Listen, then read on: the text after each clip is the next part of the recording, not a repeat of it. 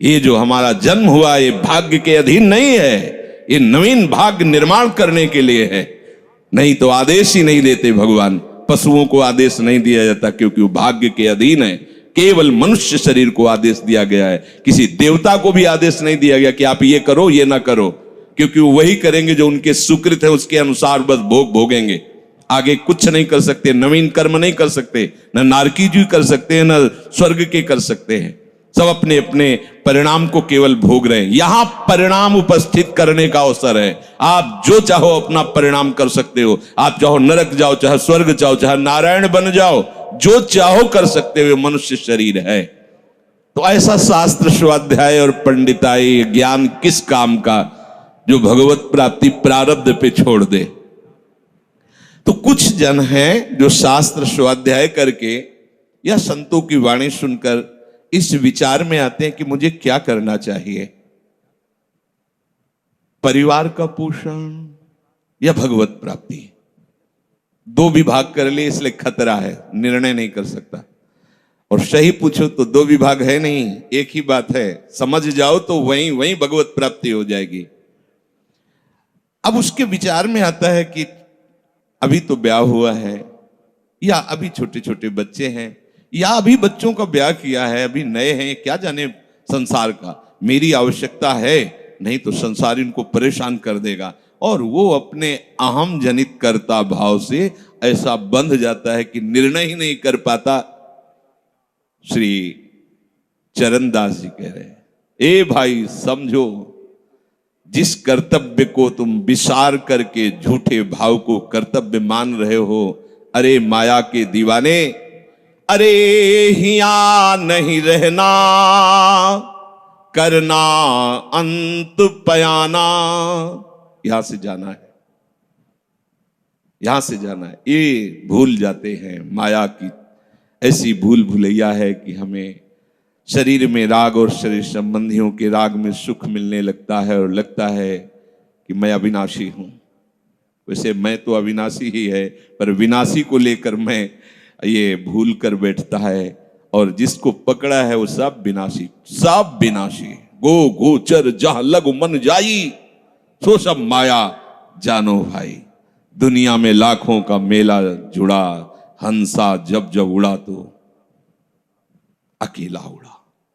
समझो, ये माया की चाल है जो तुम्हें समझने नहीं दे रही। अरे भाई समझो, समझो, अरे माया के दीवानों, यहां से हमें जाना है, जाना है। कुछ साथ नहीं ले जाना है, कोई साथ नहीं जाएगा।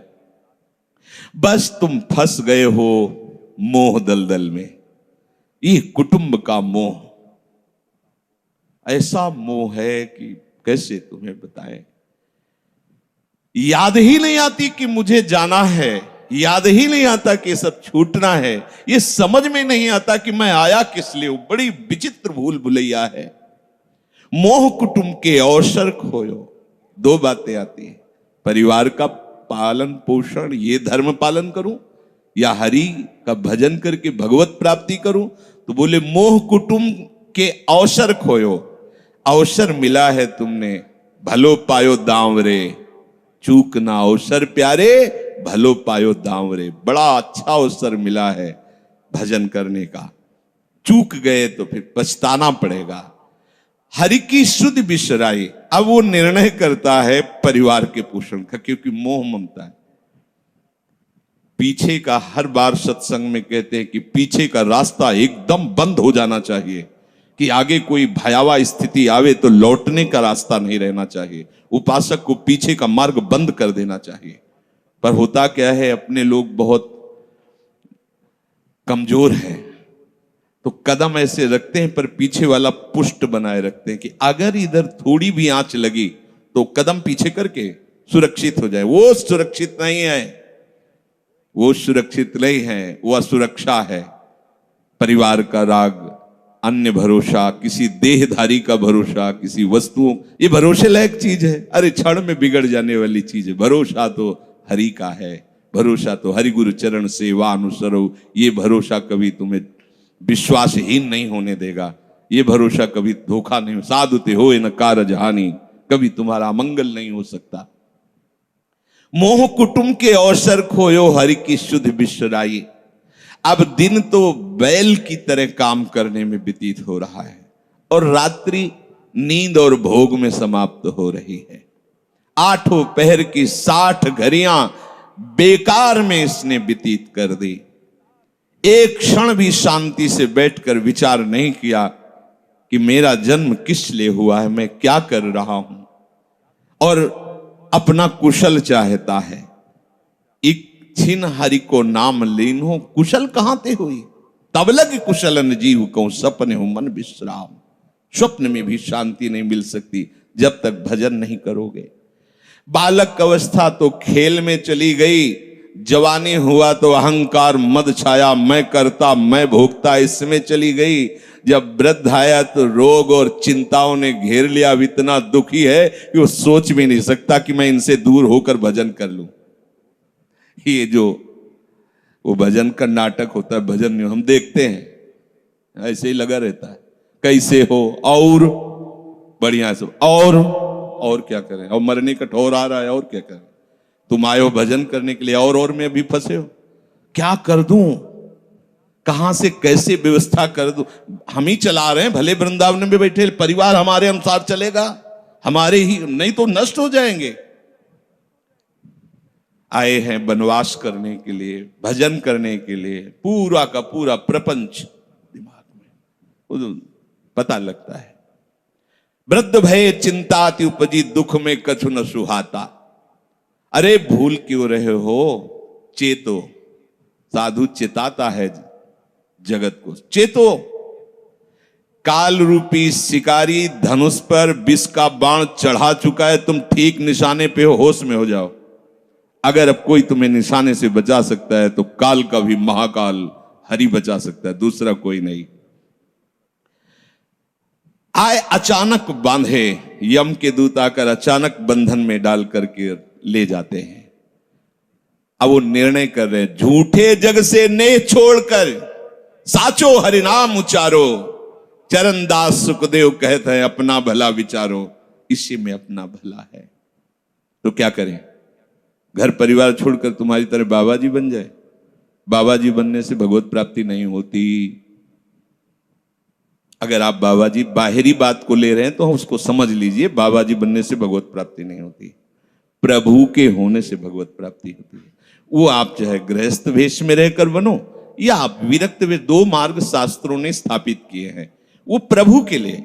अगर वेश बदल लिया है और परिवार का राग है, भोगों का राग है, संसार की सत्यता का भान हो रहा है कि सब सत्य है, कोई फर्क नहीं पड़ता। वेश परिवर्तन से कोई फर्क नहीं पड़ता। गधे की पीठ में चाहे मिट्टी ला दो, चाहे कबाड़ ला दो, चाहे बेद ला दो, उसको बाहर से मतलब है।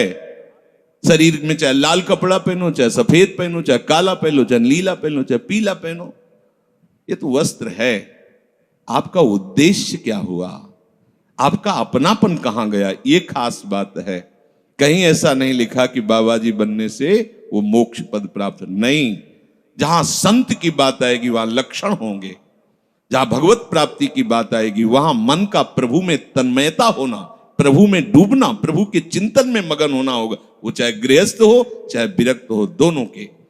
एक है कि संसार का व्यवहार पसंद नहीं तो वो निवृत्ति मार्ग का पथिक बन गया, और एक है कि संसार के व्यवहार को भगवत स्वरूप समझकर, भगवत अर्पित करते हुए अपने को प्रभु का मानकर, प्रभु को अपना मानकर चल रहा है, ठीक वैसे ही भगवत प्राप्ति उसको भी होगी। हम लोग जब सत्संग में बात सुनते हैं तो निर्णय करने के लिए हमारा ही हृदय होता है। अब लगा कि नहीं ठीक है, भजन तो करना है, पर हम ऐसा नहीं है कि कर्तव्य के लिए रुक रहे, पर कुछ समय अब हम लेंगे, फटाफट सब निपटा के। तो तुमसे भी चतुर काल है, वो उतने ही समय में तुम्हें निपटा देगा। बहुत चतुर है।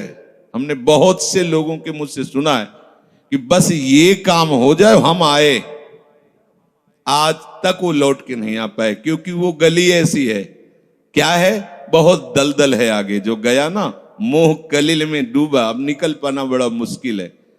सत्संग में इतना सामर्थ्य है कि अभी आप सुन रहे हो, अभी आपको ऐसे सब ऐसे लगेगा, ऐसे ऐसे निकल जाएंगे, और गेट के बाहर होइएगा, वो हवा लगने दीजिए, तब लगे कैसे निकले। ऐसी प्रचंड माया है। इसीलिए तन ही राख सत्संग में तो मन ही प्रेम रस भेयो, तब मन प्रेम रस में बराबर सत्संग होता रहे, बराबर साधु संग मिले। ऐ साधु, ये तमाशा है, तमाशा बस 2 घड़ी का तमाशा है। यहां जितने इकट्ठे हुए हो ये सब मिल नहीं सकते। माता पिता भाई बंधु सब बिछुड़ते चले जा रहे हैं। जो ही आकर सब इकट्ठे मिले हो, ये कभी इकट्ठे नहीं रह सकते। ये कुछ समय का है। संतों ने इसे 2 घड़ी का है, ऐसे ऐसे व्यतीत हुआ। हम लोग परिवार को अपना मैं मानकर, मेरा मानकर के जो पोषित कर रहे हैं, वो कुछ समय के लिए है।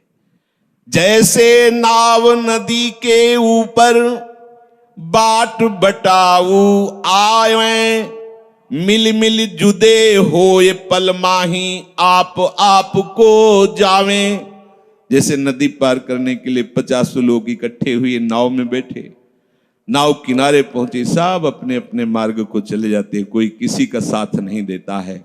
ऐसे ही मृत्यु का समय आया, चला आप कितना भी प्यार करो, वो लौट के आपसे पूछने के लिए नहीं आएगा आप कैसे हो, या आपने कितना भी सबके लिए किया है, मोह से युक्त होकर अपना जीवन, विशेष जीवन आपने दे दिया, लेकिन आपकी क्या दुर्गति होगी किसी को कोई परवाह नहीं है। फूंक ताप के 10-5 दिन में वो जो दिन क्रिया हुई, इसके बाद सब मौज मस्ती में होते हैं। कोई तुम्हारा चिंतन, कोई तुम्हारा नाम नहीं लेगा, कोई तुम्हारे लिए आंसू नहीं बहाएगा। वो अगर कोई रोता है तो हमने सुना है कैसे रोता है। आज तक हमने जो कहा वही इन्होंने पूरा किया, मतलब अपनी कामनाओं की पूर्ति के लिए रोता है। अब कौन हमारी बात सुनेगा। तुम कितना हमें चाहते थे, कोई नहीं उतना चाहता। क्या कह के रो रहा है, क्या कह के रो रहा है? अपनी कामनाओं की, स्वार्थ की पूर्ति के लिए रो रहा है, तुम्हारे लिए नहीं रो रहा। वो ये भगवान का बगीचा है संसार, रंग बिरंगे फूल हैं। कुछ तो कली ही मुरझा कर नष्ट हो जाती है, कुछ फूल खिलकर नष्ट हो जाते हैं, कुछ में ऐसी सुगंध आती, थोड़ा सुगंध फैलती, वो भी नष्ट हो जाते हैं। ये बगीचा केवल देखने में सुहावना लगता है बड़ा भयावना। इसमें मृत्यु का तांडव हो रहा है। आप देखो, प्रतिपल मृत्यु भयावा, पर कैसी माया है। सामने वाला पतिंगा जला, फिर भी वो जाके उसी में जलता है। ऐसे फूंक के आ रहे हैं एक को, और उनको ये वैराग्य नहीं हो रहा कि मेरे शरीर की भी यही दशा होनी, मुझे कुछ कर लेना चाहिए। ऐसी कुछ कर लेना चाहिए जिससे हम कालातीत अवस्था को प्राप्त हो जाए। क्यों नहीं कर पाता? दारा सुत संपत्ति को सुख, ज्यों मोती ओस बिलावे, ह्या ही मिले और ह्या ही नासे, ता क्यों पछतावे। अरे भाई, ये पुत्र और परिवार का मिलन और ये सुख ऐसा है जैसे पत्ते में ओस की बूंद, कितने सेकंड में ढल जाएगी कुछ पता नहीं। ऐसे ही ये है। बड़े हर्षित हो रहे हैं, बाजे बजवा रहे हैं, बहुत दिनों बाद लड़का हुआ है, फूले नहीं समा रहे, और काल की अवधि बहुत अलू खत्म। अब वो बूंद जो है पत्ते में गिर गई। अब किस बात को लेकर यहां खुशी मनाई जाए, किस बात को लेकर हम यहां गर्व करें? बहुत सावधानी की जरूरत है। जो यहां मिला वो यहीं छूट जाएगा। आप जब जाओगे तो आपके साथ हरि भजन वो किया नहीं, आपके साथ ही हरि उनको माना नहीं। क्या करो? कुछ दे दे, क्या? सबको सुख देने की भावना, सब में प्रभु की भावना, जो भी तुम्हारे पास मन वचन कर्म से प्राप्त हुआ है वो सबको सुख देने के लिए है। सब में प्रभु है। ये बात समझ में नहीं आएगी। सबको क्यों सुख दें? क्योंकि सुख मिलना है। आप सिद्धांत समझो। आप सबके सुखों को खींच करके उनको दुख देकर सुखी होना चाहते हो, तो वो दुख लौटकर बड़ा भारी रूप रख करके आपको भोगना पड़ेगा। आप दूसरे को सुख दिए तो सुख लौट के बड़ा भारी सुख आपको देगा। ये सिद्धांत समझो ना, पर समझ ठीक है नहीं। तो हम दूसरे को दुख दे करके अपने को सुखी मानना चाहते तो वो दुख बहुत बड़ा रूप रख के आता है और हम दुखी हो जाते हैं। नहीं, आज तक तो सब लोग सुख के लिए ही कर रहे हो, तो सुखी हो जाना चाहिए। मतलब गलत है, कहीं ना कहीं सिद्धांत गलत है। सत्संगति को लाभ बड़ो है, साधु भक्त समझावे, चरण दास ही राम सुमिर ले, गुरु सुखदेव बतावे। चरणदास जी कह रहे तुम्हारा परम हितकारी हरि है, उसी से नेह लगा लो, सदगुरु के वचनों पर विश्वास करो, प्रभु के नाम का निरंतर रटन करो। अब ये बात हमारी समझ में आई सत्संग के द्वारा कि हमारे जीवन के जो दो उद्देश्य बन रहे थे कि एक तो क्या करें, परिवार का पोषण करें या हरि भजन करें, तो दो भाव जो बने थे उनको तो मिटार दो, दो है ही नहीं। घर गृहस्थी में जो है बिल्कुल उसे बंधनकारी मत समझो, प्रभु का सब कुछ मानकर नाम सुमिरन करते हुए जो सेवा करो। अरे बड़ा आनंद आता है। आपको लगता है कि बैठकर भजन होता है, बिल्कुल ये मन की चाल है, नहीं होता। मन को भजन में नहीं लगाओगे तो चाहे पड़े रहो चाहे बैठे रहो, भजन नहीं होने वाला। और अगर भजन में लगाओगे तो फावड़ा चलाते हुए भजन होगा। जब नाम का अभ्यास करना था तो नई अवस्था थी, तो गुरुजन हर समय सेवा में लगाए रहते थे। बड़ी बड़ी पत्थर की शिलियां आश्रम में थी, उठा उठा कर उनको जमा कर खोद के बना बराबर करना, तुलसी का बगीचा लगाना, गेंदे का बगीचा लगाना, और वृक्षों को हैंड पैप से भर भर के पानी 100 बाल्टी खूब सींचना खूब, और उसमें भी नाम स्मरण करना। और जो पूर्व सदगुरुदेव भगवान थे बड़े ही बाहरी कठोर नियम वाले, और उस समय नाम का अभ्यास उसी समय करवाया गुरुदेव भगवान ने। ऐसे नाम पूरे में सोने लगाना, गुरुदेव भगवान की कृपा से ये समझ में आया। तो हमें लगता है कि कोई भी काम करते हुए भजन हो सकता है, कोई भी। अरे जब युद्ध हो सकता है तो और क्या बात है। अब बोलो आपका निर्णय कि मैं परमार्थ में जाऊं या व्यवहार ठीक करूं। हम कह रहे हैं वो व्यवहार ही परमार्थ बना लो ना, भागने की जरूरत कहाँ है। और जब आपकी अरुचि बढ़ेगी, वैराग्य बढ़ेगा, तो तुम्हें कोई रोक नहीं पाएगा, वो तो स्थिति आएगी। और अगर स्थिति के लिए बिना तुम भागोगे तो यहां के वही प्रपंच करोगे, यहां भी वही प्रपंच करोगे, भजन नहीं होगा।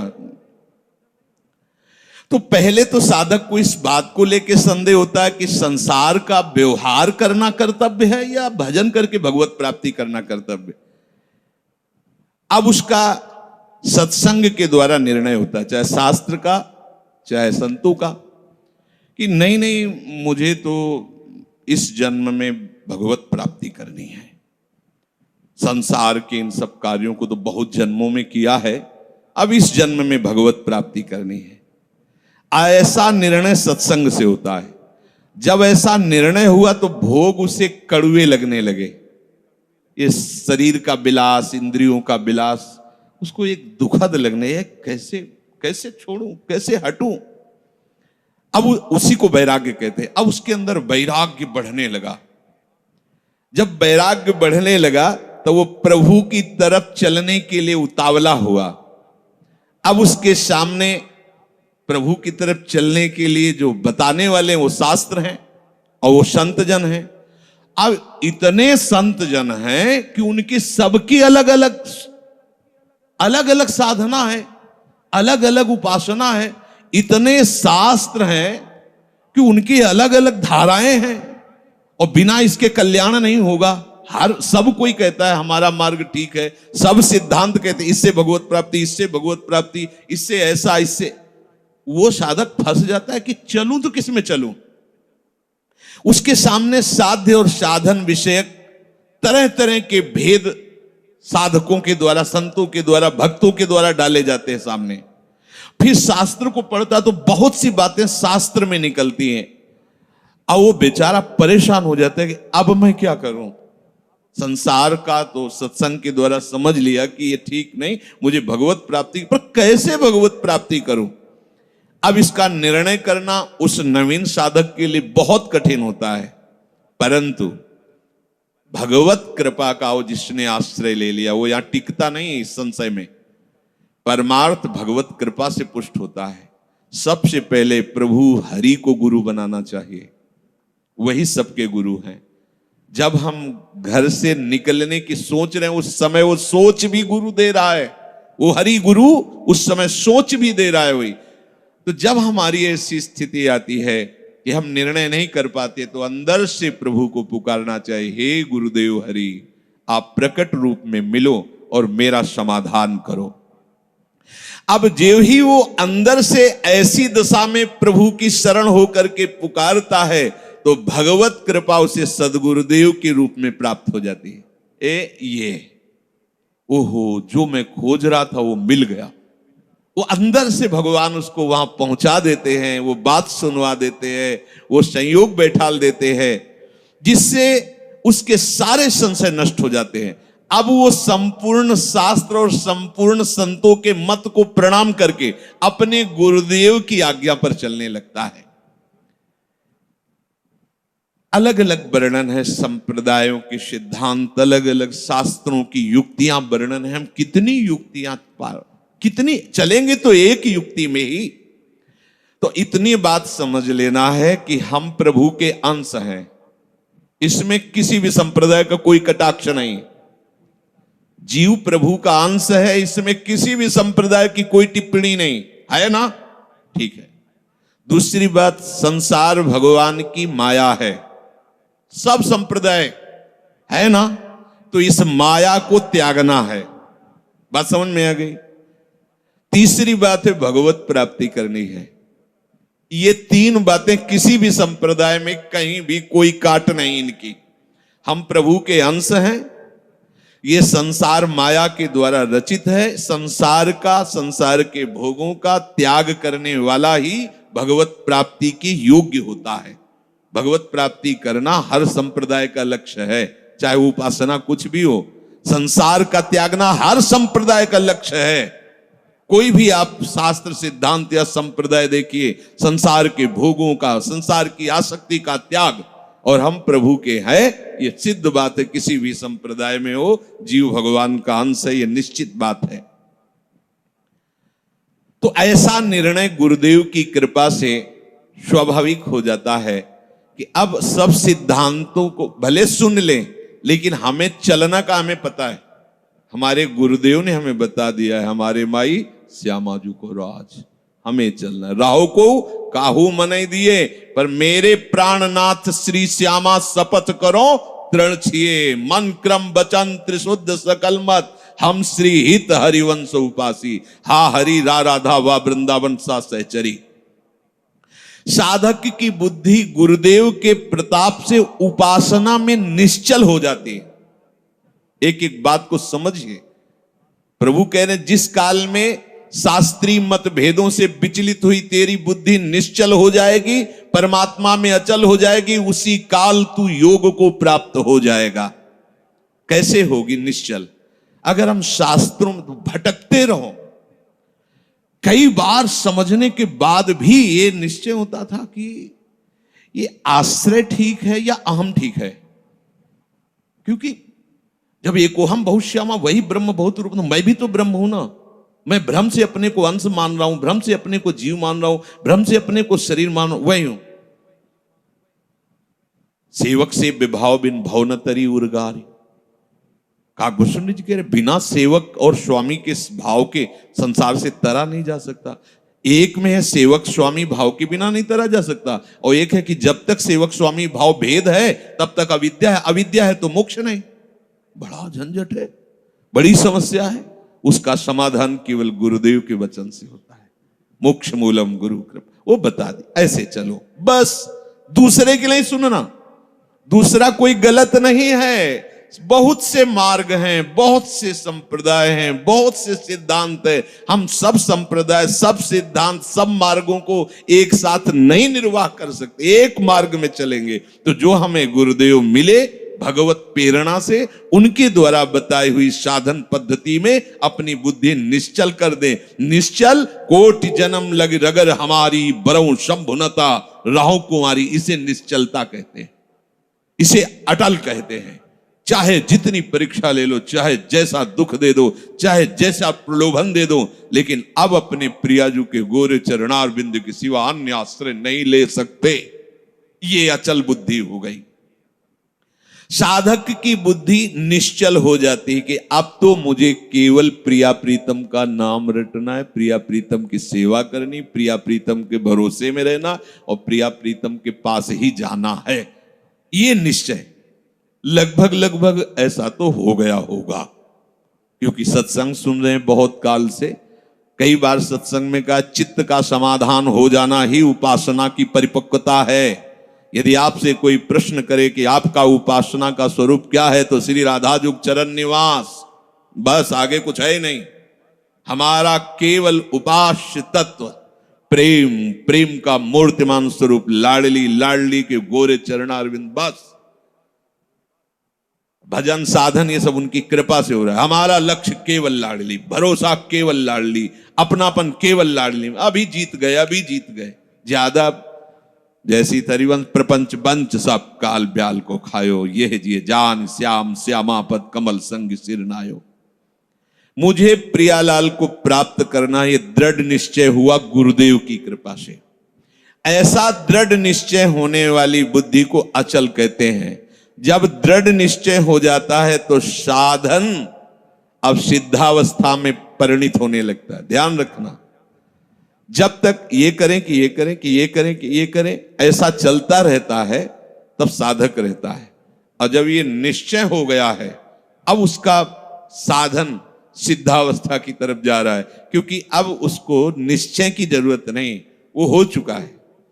प्यारी जो प्यारे जो वृंदावन धाम, नाम रूप लीला उनके गुणों का गायन, ये हमारा तय हो चुका है। इसमें कोई मिलावट नहीं होगी। अब साधन नहीं हो रहा, अब वो धीरे धीरे परिपक्व हो रहा है, गाढ़ हो रहा है, वो सिद्धावस्था की तरफ जा रहा है। तभी प्रभु कह रहे हैं कि बुद्धिस्तदा योग मवाप्स्यसि, अब वो योग को प्राप्त हो रहा है।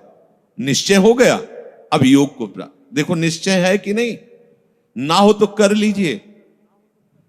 अब हमें साधन संबंधी जिज्ञासा नहीं रहनी चाहिए कि मुझे क्या करना है। अगर ये जिज्ञासा रही मुझे क्या करना है तो सब किया कराया माटी हो गया। मुझे क्या करना है, प्रियाजू कहूं, प्रियाजू के लिए श्वासें, प्रियाजू के लिए शक्ति है, उन्हीं के द्वारा दी, उन्हीं की, चाहे गृहस्थी में हूं चाहे विरक्ति में हूं, प्रियाजू कहूं, प्रियाजू के लिए चेष्टा करूं। प्रियाजू ही हमारी मालिक है, हमारे जीवन का पूरा अधिकार प्रियाजू को है। अब वो दुख दें सुख दें, लाभ है हानि है, दुर्गति है नरक है स्वर्ग है, इसकी मुझे कोई परवाह नहीं। इतना तो निश्चय हो जाना चाहिए। और इतना निश्चय हो जाए तो भगवान से भी कृपालु हमारी लाडली जी हैं। भगवान को बहुत करुणा समुद्र कहा गया है भी, लेकिन उस करुणा समुद्र का गाढ़ रूप श्री लाडली जी महाराज हैं। अरे इनके भरोसे हो जाने पर अलबेली सरकार है, कहीं आज तक पर जल्दी कोई भरोसा इधर का पा नहीं पाता, क्योंकि ये एकांतिक महल है। और जिसे भरोसा मिल गया वो निहाल हो गया, निहाल हो गया। अब उसे प्रियाजू के साथ नित्य संयोग का अनुभव होने लगेगा। ध्यान दीजिए, बुद्धि का निश्चय, उपासना का परिपक्व अवस्था की तरफ पदार्पण हो रहा है। अब उसे प्रतिपल लग रहा है कि प्रियाजू हमारे साथ है। लग नहीं रहा है, छिन छिन बिहरत संग, सेवक जी कह रहे हैं, छिन छिन बिहरत संग, छिन छिन निरखत प्रेम भरी, और छिन जस कहत अभंग, ये जो कृपा हरिवंश की। निश्चय में जितनी कमी होती भगवत प्राप्ति में उतनी ही देरी होती है। निश्चय में जितनी कमी होती है भगवत प्राप्ति में उतनी देरी होती है। क्रिया से भगवत प्राप्ति नहीं है, निश्चय से भगवत प्राप्ति है। निश्चय गुरु कृपा से होता है, गुरु वचनों से होता है, सत्संग से होता है। जब बुद्धि अपने आराध्य देव में निश्चल हो जाती है तो उसे नित्य योग का अनुभव होने लगता है। संसार से संबंध विच्छेद करने के लिए बुद्धि को निश्चल होना ही चाहिए। अगर निश्चल, तभी हम कई बार कहते हैं माता पिता का भरोसा रखेंगे तो आप हमारे आराध्य देव और गुरुदेव के वचनों पर चल ही नहीं सकते। भोगेश्वर प्रसक्ता नाम तया प्रहृत चेतसाम व्यवसायत्मिका बुद्धि समाधो न विधीयते, नाटक हो जाएगा। अगर ऐसा होता तो रघुनाथ दास गोस्वामी जी जगन्नाथ जी में अखंड भंडारा शुरू कर देते। हलवाई भेजे थे, रुपए भेजे थे, दोनों पिता जो भाई थे बड़े अरबपति खरबपति उस समय थे। मजूमदार पदवी उनको प्राप्त थी, पूरा राजा महाराजाओं जैसा नहीं। जगन्नाथ जी के सिंहपौर पर खड़े होकर भीख मांगकर खाते और वो सब त्याग दिया। ये है परमार्थ का स्वरूप। ऐसा संसार से संबंध विच्छेद करने के लिए तैयारी करनी ही है। ये शरीर और शरीर के संबंधी भोग और शरीर संबंधी रिश्ते नातेदार, यही संसार है। इससे अंदर से संबंध विच्छेद किए बिना कोई न भक्त हो सकता है, न महात्मा हो सकता है, न भगवत प्राप्ति कर सकता है। जो प्रभु से बिछुड़ा हुआ बहुत जन्मों से है और संसार से अपनापन किए हुए है, अब बिना ये अपनापन संसार से हटाए प्रभु से योग हो ही नहीं सकता। चाहे जिससे आशीर्वाद मांग लो, चाहे जिससे आप जाकर के कहो कि हमें हाथ रख दो। लोग ऐसे बावरे हाथ पैर रखने से कुछ होता है क्या? कुछ नहीं होता। बड़े बड़े सिद्ध महापुरुषों के दर्शन हुए जो ब्रह्माकार वृत्ति में, उनके जब वचन सुने तो केवल साधन पक्ष की बात की है। आप अपने भजन पर अधिकार रखो, केवल आप अपने संयम नियम पर अधिकार रखो, अपनापन प्रभु से रखो। बस यही आशीर्वाद है कि तुम्हारा साधन बन जाए, तुम्हारा उपासना में मन लग जाए, ये आशीर्वाद है। अगर इसमें नहीं लगा तो कोई आशीर्वाद फलीभूत नहीं होगा। ये सब भ्रम की बातें छोड़ दो। नौटंकी नाटक अलग चीज है। ये ले उसे संतरा और हाथ सहला दिया और फिर लिफाफा रख दिया, ये नाटक तो बहुत बढ़िया हो सकता है, लेकिन ये आशीर्वाद मत समझना। तुम्हारी भजन में रुचि हो जाए, तुम्हारी विषयों में अरुचि होकर संयम नियम पूर्वक प्रभु आराधना में मन लगने लगे, ये संत का आशीर्वाद फलीभूत हो गया। जो आपने शरीर और शरीर के संबंधियों पदार्थों में अपनापन कर लिया, ये भूल त्यागे बिना तुम्हारा योग हो ही नहीं सकता। कितनी बढ़िया बात, बड़ी अमृतमयी बात है। और जब आप संसार से वियोग करोगे तो प्रभु से योग स्वाभाविक हो जाएगा, करना नहीं पड़ेगा, क्योंकि वो हमारे हैं। संसार से योग करना पड़ता है, योग होता भी नहीं है। कहां अपने हाथ में कुछ लग रहा है क्या? प्रतिपल आयु नष्ट होती चली जा रही, प्रतिपल जो वस्तु पदार्थ सब दूर होता चला जा रहा है, आप उसे पकड़े हुए केवल हो। और इनको छोड़िए तो प्रभु से योग करना नहीं पड़ेगा। हमारा योग है वही जागृत हो जाएगा, स्वाभाविक जागृत हो जाएगा। हमारी बुद्धि प्रभु में निश्चल हो जाएगी। अब प्रश्न बनता है कि जिसकी प्रभु में बुद्धि निश्चल हो जाती है उसके क्या लक्षण होते हैं? अर्जुन जी कह रहे, स्थित प्रज्ञस्य का भाषा समाधिस्थस्य केशव, स्थित धी किम प्रभासेत किमासीत ब्रजेत किम। जिसकी बुद्धि प्रभु में स्थिर हो जाती है, अचल हो जाती है, निश्चल हो जाती है, उसके क्या लक्षण होते हैं? अर्जुन ने पूछा। वो स्थिर बुद्धि वाला कैसे बोलता है, कैसे बैठता है, कैसे चलता है और कैसे व्यवहार करता है? बहुत सुंदर विषय। जिसकी बुद्धि प्रभु में स्थित हो गई है, अर्जुन जी प्रश्न कर रहे हैं कि वो कैसे लक्षण होते हैं तो समझा जाए कि इसकी बुद्धि स्थित है। वो कैसे बोलता है, उसकी वाणी से कैसे पहचान किया जाए कि जो बोल रहा है ये स्थिर बुद्धि वाला है, या जो बोल रहा है वो चलायमान बुद्धि वाला है। अभी परमात्मा में इसकी निश्चयात्मिका बुद्धि नहीं हुई है। वो बैठता कैसे है, वो व्यवहार कैसे करता है, वो चलता कैसे है? अर्जुन जी ने ऐसा प्रश्न किया तो प्रभु उत्तर दे रहे हैं कि प्रजहाति यदा कामान, बहुत अमृतमय वचन है। प्रजहाति यदा कामान सर्वान् पार्थ मनोगतान् आत्मन्येवात्मन तुष्टः स्थित प्रज्ञस्तदोच्यते। आहा, जो स्थित प्रज्ञ बुद्धि, स्थित अचल, जिसकी बुद्धि अपने आराध्य देव में अचल हो गई है। किसकी? जिसकी संपूर्ण कामनाएं भली भांति शांत हो गई है। आहा, सर्वान कामान, संपूर्ण कामनाएं प्रजहाति, भली भांति शांत हो गई, अब कुछ नहीं चाहिए। वो अपने आप से अपने आप में संतुष्ट रहता है। इसके दो भाव हैं कि वो अपने आत्मस्वरूप में नित्य आनंद में डूबा रहता है। भक्ति में वो अपने आप से अपने आप में आनंदित। अपने आप कौन है? हमारे प्रभु है। किसी क्रिया से नहीं, किसी पदार्थ से नहीं, बाहरी किसी सपोर्ट से नहीं, इसीलिए अपने आप से, आत्मन्ने वात्मना तुष्टा, अपने आप से। प्रियाजू को सबसे ज्यादा प्रसन्नता और सुख पहुंचाने वाली बात है आपको अपने आप को दे देना है। यही सबसे बड़ी सेवा है। हम लोग बचा के अपने को रखते हैं और पदार्थ आदि देना चाहते हैं। हम महीना तुम्हें दे सकते हैं, हम रुपए क्या भोग सामग्री दे, लेकिन हम, हमारे लड़के, हमारा परिवार, हमारी ये, हमारी हम, ये सब मायाकृत है वस्तु, जो जहां जैसा ठीक है। आप अपने आप को दे दो, ऐसा नहीं हो पाता।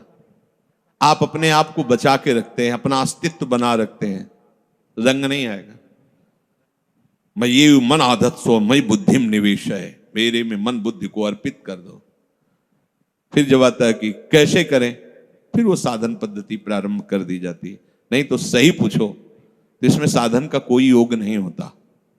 आप समझ नहीं पाते, इसलिए साधन का योग कि करो, धीरे धीरे आपकी जो पूर्वाभ्यास हो मिटे, तब ये बात। सीधे प्रियाजू की प्राप्ति के लिए आप पर्याप्त हैं, निश्चय कर लो श्यामाजू की सेवा। अब जैसी दिनचर्या है उस पर थोड़ी दृष्टि डाल लो कि श्यामाजू के विरुद्ध आचरण ना होने पाए। मस्त रहो, भरोसे पे मस्त रहो। देखो सारे सद्गुण देवी संपदा आपके अंदर आ जाएगी। सारे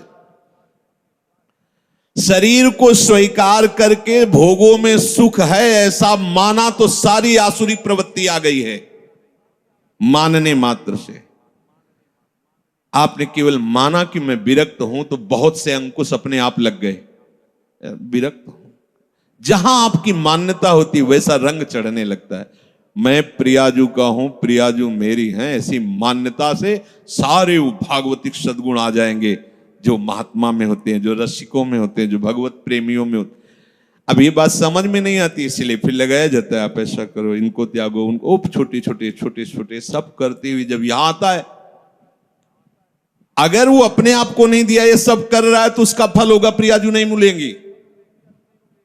अपने आप को कर तो अभी से समझ लो, अभी से आपको प्रियाजू मिलेंगे, अपने आप को समर्पित। पर समर्पित का कोई अस्तित्व नहीं होता। जैसी रूपलाल हित हाथ बिकानी, निधि पाई मन मानी। अब ये समझ पाओ तो समझ पाओ, नहीं तो फिर साधन में लगो। धीरे धीरे जब साधन में लगते जाओगे तो अभी क्या है, इतनी बहिर्मुखता है कि फिर क्रियाओं को, फिर क्रिया जिनसे होती है उन करणों को जब हम धीरे धीरे उधर मोड़ने लगते हैं, तो चूंकि इन्हीं के पीछे हम चल रहे थे, यद्यपि उल्टा है बात, इन्हीं के पीछे चल रहे थे, इसलिए धीरे धीरे लगने लगता है मैं प्रियाजू का हूं। ये बहुत लंबा सफर है। अगर आप स्वीकार कर ले मैं प्रियाजू को, तो आपके करण और आपकी चेष्टाएं सब अभी इसी क्षण से प्रियाजू को समर्पित होने लगेंगी। वो समझ नहीं आती, क्योंकि बहुत समय से अपनापन शरीर और शरीर संबंधी भोगों और शरीर संबंधी रिश्ते नातों में, इसलिए कहने का होता है अरे नहीं अब तो हमारे माता पिता आप ही हो। अब तो जब अवसर आता है तो माता पिता के पास होते हैं, एक भी बात गुरु की नहीं माननी, एक भी बात शास्त्र की नहीं। ये कहने सुनने से कोई बात नहीं बनती, स्वीकृति से होता है।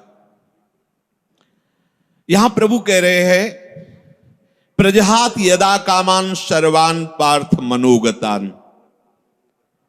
जब उपासक ये निश्चय कर लेता है कि प्रभु के सिवा मेरा कोई नहीं, अब जो कामनाएं होती वो सुख के लिए होती। कोई भी कामना, ये खाऊं, ये देखूं, ये सुनूं, चलो हमारी ऊंची स्थिति नहीं, पर उसे हम प्रियाजू के ऊपर छोड़ देते हैं। अगर हमें हलवा मिलना है पाने को, तो तुम ना करो, तुमको वही पाना पड़ेगा। जिधर भी जाओगे हलवा मिलेगा, क्योंकि तुम्हें पाना है प्रियाजू को। और नहीं पाना है तो चिंतन ही करते रहो, मिलना नहीं है। क्योंकि आप तो काहे को चिंतन, अगर कामना स्फुरित भी होती है तो उसे सीधे प्रियाजू को समर्पित करो। देखो प्रियाजू ये बात है, एक तो समर्पित करने की जरूरत नहीं, उनका मकान वो खुद जान रही, कौन सी खिड़की टूट रही, कौन सा कहां क्या हो रहा, उनका मकान है ये, बिल्कुल सीधे समझो। जब मकान नाम में कर दिया तो उसकी छिपकली भी उसी में हो गई, जाला भी हो गया, मकरी भी हो गई, और उसकी जो गंदगी वो भी उन्हीं के नाम हो गई। आप समझो, बिल्कुल समझो। मकान नाम हो गया ना, जैसे कहते सब पूरा हो गया उसमें, अच्छा बुरा जो भी था सब नाम। ऐसे ही जीवन प्रभु के हवाले कर दिया। अब आप निश्चिंत। एक सूत्र नारद जी ने लिखा है कि जो उपासक ऐसा समर्पित हो जाता है, उसके काम क्रोध लोभ मोह मद मत्सर ये भी समर्पित हो जाते हैं, ये सब भगवत स्वरूप हो जाते हैं। ये विरोध तभी करते हैं जब हम भगवत विमुख है, देहाभिमानी, इसलिए जलाते हैं, हमें भ्रष्ट करते हैं। और जिस समय आप भगवत तो ये सब भगवत स्वरूप हो जाते हैं, ये सब प्रभु को समर्पित हो जाते हैं। जिस समय उपासक मन में आई हुई संपूर्ण कामनाओं को भली भांति त्याग देता है, अब ये थोड़ा समझना होगा यार रुक के। हमारे अंदर जो सुख भोग की लालसा यही कामना पैदा करती है। हम कहते हैं ठीक है तुम्हें कोई ज्ञान नहीं, पर एक पर विश्वास कर लिया, जैसे मान लो आप यहां अधीन हो गए राधा केली कुंज में स्वामी जी के, तो अब तुम्हें इच्छा करने की क्या जरूरत है कि हमको ये भोजन में मिले, क्योंकि तुम थोड़ी, अब तो जो श्री जी का भोग लगेगा वो आपको मिलेगा। तो अगर आपके अंदर आता भी है अज्ञान के कारण, यद्यपि आपको जरूरत नहीं किसी भी भोग की, आप बहुत सुख स्वरूप हैं, किसी भी भोग से आपको सुख नहीं मिला है, न मिलेगा और न है। आप इतने सुख सिंधु हैं कि बिल्कुल ये समझ लो तटस्थ हैं। जैसे प्रभु सुख राशि, ऐसे आप भी सुख राशि। ईश्वरंश जीव अविनाशी, चेतन अमल सहज सुख राशि। पर अपने स्वरूप का बोध न होने के कारण शरीर भाव से आपके अंदर जो कामनाएं, तो जब शरीर समर्पित कर दिया तो कामनाएं भी समर्पित हो गई। अब आपको चाहिए कि धैर्य पूर्वक ये देखो कि हमारे अंदर जो कामनाएं हो रही हैं वो विषय सेवन के लिए हो रही हैं। अब मेरा अधिकार नहीं है क्योंकि श्री जी को समर्पित है। अगर ये होना होगा तो अब हमको इसके विषय में नहीं सोचना है, अब वो हमारे योगक्षेम का वहन करेंगे, अब हमें चिंता नहीं करनी। इस भाव से कामनाओं के जो आप जलन में जलते उसको त्यागो, क्योंकि बिना कामना त्यागे आगे बात नहीं मिली। कामना करते क्यों, कामना करते हो सच्चे मानिए, जैसे बिना कामना के तुम्हें दुख भोगना पड़ता है, ऐसे बिना कामना के सुख भोगना पड़ेगा। अच्छा ये तो कर्म की बात कही, लेकिन हम कर्म के आश्रय में थोड़ी, प्रियाजू के आश्रय। अब जिससे आपका मंगल होगा वही वस्तु व्यक्ति स्थान आपके संयोग में आने देंगी, नहीं आने देंगी। आप बेपरवाह हो जाओ, एकदम ऐसे हो जाओ, हम तो बहुत नीच है, हम तो कामी है, हम तो ये है वो, तो नामे क्या किया है तुमने? गुरु के सन्मुख होकर के रजिस्ट्री किसकी की थी? किसकी रजिस्ट्री की थी? धोखा क्यों? प्रभु से धोखा क्यों? तनुवांग मनोभिर, शरीर मन वाणी लिखित, हे गुरुदेव। ये शरणागति का मतलब क्या होता है?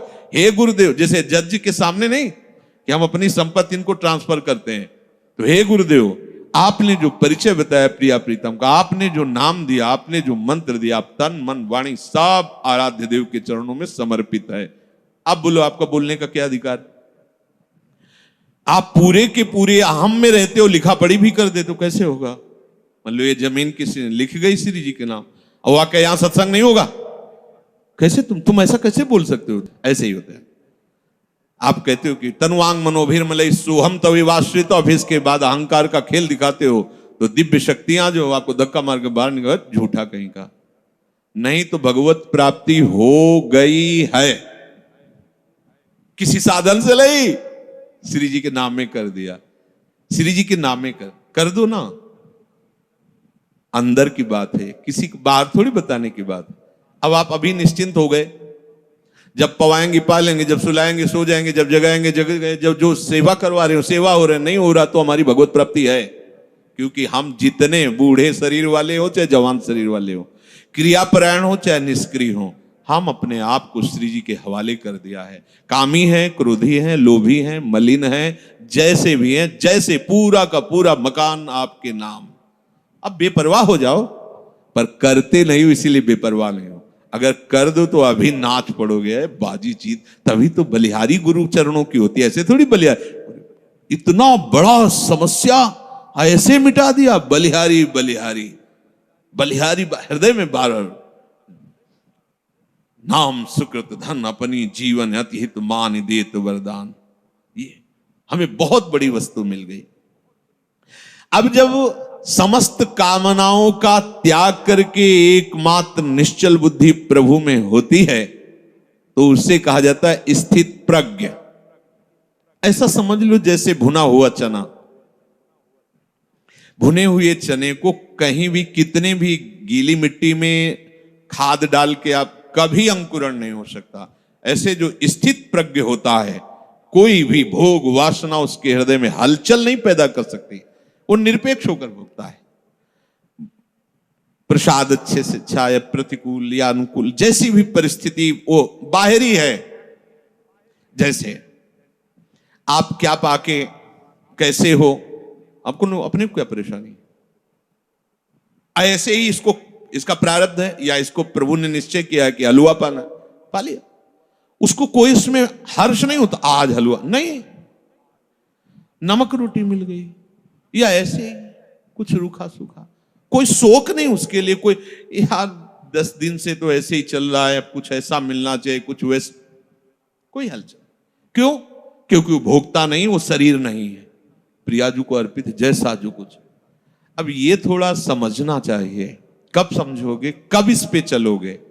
स्थित प्रज्ञ वही है, उसी की बुद्धि प्रभु में निश्चल मानी जाती है, जो सर्व कामनाओं का त्यागी होता है। कोई खास बात नहीं है। और इतनी बड़ी बात है कि जन्म जन्म रगड़ करते रहो फिर भी इससे नहीं निकल पाओगे। और इतनी हल्की सी बात है, कनेक्शन कटा पूरा सब खत्म, से ले चलो पूरा सब खत्म। अहंकार केवल श्री जी के चरणों में, अपनापन श्री जी के चरणों में कर लो, ये सब ठीक हो जाए। सब बिगड़ा रहे तो भी भवन किसने खरीदा है? ये भवन किसका है? खंडहर पड़ा है, टूटा है, जाला है, कोई शोभा नहीं, बैठने लायक नहीं है, बढ़िया है, लेकिन खरीदा किसने? बोले अमुक। अरे बोले 2 मिनट में सब ठीक कर देगा। उसके लिए क्या है ये? बस आज वो अपिचेत सुदुराचारो भजते माम अनन्य भाग साधुरेव समन्तव्य सम्यक व्यवसिता। ऐसा खरीदा किसने है? प्रभु के वचन है, गीता जी में आगे आएगा। अपिचेत सुदुराचारो, सुमन सांगोपांग दुराचार करने वाला वर्तमान में, लेकिन उसने निश्चय कर लिया कि अब मेरा केवल भगवान ही उद्धार कर सकते हैं। मैं बहुत नीच और पापी हूं, केवल भगवान ही। भगवान करे साधु मानो। बोले कैसे माने साधु? ये तो खंडहर पड़ा है, हर जगह से बेकार है। बोले हम बनवा देंगे, हम बनवा देंगे। अच्छा, उनके बनवाने में ईंट गारा की जरूरत नहीं, दृष्टि में बदल जाएगा। मैं बनाऊंगा साधु से, करो सत्य ते साधु सब ठेका ले लिया। अब बात बन गई। बिल्कुल सहज सरल बात तुम्हें बता रहे हैं। भगवत प्राप्ति करने के लिए अपने आप को जैसे हो वैसे के वैसे प्रभु के चरणों में लिखित दे दो। कहां से लिखित? हृदय से। अब आपका प्रश्न उत्तर नहीं बनता है। आप अंदर से शांति से बैठकर, ब्रह्म मुहूर्त का समय है, मेरे बनाए ना बनेगी कोटि कल्प लो। हे प्रिया, आप तो जान रही है, हमारी दशा देख रही। बस मैं जैसा हूं, जैसा मेरा तन है, जैसा मेरा मन है, जैसी मेरी चेष्टा है, जैसा मेरा स्वभाव है, मैं पूरा का पूरा अपने आप को आपके चरणों में समर्पित करता हूं। ठीक है। अब अगर बिल्डिंग की खिड़की तोड़ी जाती है, नई खिड़की लगानी, तो तुम्हें परेशानी क्या है? समझ रहे हो? यहां ऑपरेशन होना है, यहां परेशानी है, ये रोग है, ये इन्फेक्शन है। अब आपका प्रश्न कैसे बनता है? अगर आप कह रहे हो कि प्रियाजू तो सर्व सामर्थ्यशाली, हमारा ये ठीक हो जाना चाहिए, ए धोखेबाज, तुम्हारा क्या ठीक हो जाना चाहिए? तुमने तो नाम कर दिया था प्रियाजू के। आप सोचो कितने हम लोग बेईमान, प्रभु से बेईमानी करते हैं। उन्हीं की वस्तु है, अपनी मान ली। इस भूल मिटाने का परिणाम होगा परमानंद। भूल जो तुमने कर ली, वैसे तो दंड मिलना चाहिए। प्रभु की वस्तु पर अपना अधिकार, अपना स्वामित्व कर रहे हैं, चलो, पर भूल मिटा दी तो उसका परिणाम होगा परमानंद। अब आपका प्रश्न नहीं बनता। अभी तक तो 10 वर्ष हो गए, दृश्य नहीं बदला, कोई चमत्कार नहीं, कोई सिद्धि नहीं, वो वही मन में जलन। हमें भैया क्या मतलब, हमने तो नामे कर दिया है। बार बार यही सोचो, हमने अपने आप को प्रभु के चरणों में समर्पित, बहुत बड़ी बात है ये, आखिरी बात है ये। संभाल करके वहां पहुंचा पाना हमारे बस की बात नहीं। मेढकों का तौलना है, 2 रखो तराजू पे तो 4 छलांग लगाते, 4 रखो तो पूरे के तनवांग मनोभिर्मलई सोहम तवै वाश्रिता। समस्त कामना रहते हुए भी वो भगवत प्राप्ति के योग्य हो जाएगा। ये हम आपको बात बता रहे हैं। समस्त कामना रहते हुए भी वो बहुत कृपालु है। 1 सेकंड से कम हिस्से में वो हमारी बात बना देंगे, 1 सेकंड के कम हिस्से, क्योंकि इसका राग ही केवल कामना है। बस आप समझ लो, ये राग थोड़ा सा मुड़ा प्रियाजू के चरणों की तरफ, कामनाएं अपने आप शांत हो जाएंगी। और आप चाहो तो जब से सृष्टि हुई कि आज तक कोई भी कामना हमें छोड़ नहीं पाई, ना हम कामनाओं को छोड़ पाए। सब स्टॉक लगा हुआ है, हम कब तक निकल पाएंगे? जब देखो तब कोई न कोई वासना कामना, सब ज्ञान विज्ञान की बातें होती, पर वो कामना वासना। तो एक उपाय बहुत बढ़िया मिला, ये आत्मसमर्पण। अंदर से बिल्कुल सीधी भाषा में आज ही रजिस्ट्रार के पास जाके पूरी की पूरी वैभव संपत्ति इनके नाम करवा देते हैं। यहाँ के रजिस्ट्रार हैं रसिक जन, और यहाँ की संपत्ति है एक एक श्वास प्रियाजू के चरणों। अब हमारा अधिकार नहीं, चाहे नरक भेजो चाहे स्वर्ग भेजो, पर इस बात को पकड़ो तब होगा, नहीं तो अभी बात ये होती थोड़ी देर में इतने प्रश्न के चिट्ठे आ जाएंगे। अब जब प्रश्न आ गए तो करता आ गया ना, करता आ गया तो फिर करो ऐसा। कोई प्रश्न, कोई आपका प्रश्न, कोई प्रश्न क्यों? अब क्या हम किसी लायक नहीं, कुछ कर सकते नहीं, अब तो हम प्रियाजू के जैसे हैं। जैसे ऐसा परिवर्तन होता चला जाएगा, इस बात में बड़ी दम है। पर ये हम बात ऊपर से बोलते, अंदर से हम अहम की दशा में भोगों में विचरण करते हैं, तभी सब गलत हो जाता है, तभी गलत हो जाता है। अगर आप अपने आप को प्रभु के चरणों में समर्पित कर दें तो चाहे गृहस्थ हो चाहे विरक्त हो, वो प्रभु की सामग्री है। जैसे सिंह के सामने से उसके शावक को कोई पीड़ा नहीं पहुंचा सकता, भय नहीं दे सकता, ऐसे हरिराम व्यास जी ने पद में लिखा है, श्यामा श्याम के आश्रित को कोई भी भोग रोग शोक साप ताप ये कुछ स्पर्श नहीं कर सकता। हाँ, शरीर में होगा, लेकिन प्रियाजू ऐसी ऊंचाई पे बैठाल देंगी कि ये सब साप ताप राग रोग शोक आदि स्पर्श ही नहीं करेंगे। वो अपने आप में संतुष्ट रहता है, प्रभु के विधान में संतुष्ट रहता है। अब हम सब प्रभु के विधान के, हम क्यों नहीं देखते प्रभु के विधान को? हम क्यों मांगे फैला रहे हैं? हम क्यों अपनी बातें रख रहे हैं? हमारी यही समझ में नहीं आता। अब तो मौन होने का अवसर है, कुछ बोलने का अवसर नहीं, ना प्रार्थना करने की जरूरत है। ये मकान हमारे नाम करवा दिया तो अब रोज आके प्रार्थना करने की, देखो ये जाला नहीं लगना चाहिए, देखो इसकी खिड़की सुरक्षित रखना, दबका के भगा दिया जाएगा। अब तेरे को क्या मतलब, मैं इसमें जाला ही फैला दूं, तेरे को क्या मतलब? ऐसे ही अब हमें प्रार्थना की भी जरूरत नहीं।